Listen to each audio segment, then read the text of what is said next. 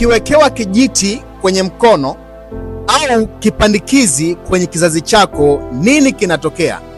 Kinachotokea ni kwamba ile homoni yako ya progesterone inatengenezwa kwa wingi sana, na hiyo homoni ni homoni ambayo inazuia ovulation, yani kupevuka kwa mayai, na ndio maana ukiwekewa vijiti au kivipandikizi haupati ujauzito.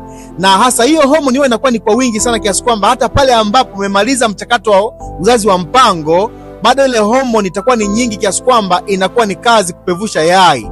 Ndio maana wanawake wengi ambao mmewekewa vipandikizi leo hampati watoto na hedhi zenu hazieleweki. Kwa nini?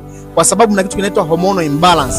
Sasa nikwambie, kama wewe na hiyo changamoto unaipitia sasa hivi na ulio kipandikizi zamani, comment hapo chini madhara ambayo umeyapata ili watu wengine wajifunze kupitia kwako. Lakini ni hivi, mwambie daktari akwambie ukweli, changamoto au madhara ambayo utakumbana nayo pale ambapo utawekewa kijiti, ili ukiwekewa kijiti au kipandikizi ujue madhara yake ni yapi, changamoto zake ni zipi, japo inakufaidisha kwenye uzazi wa mpango.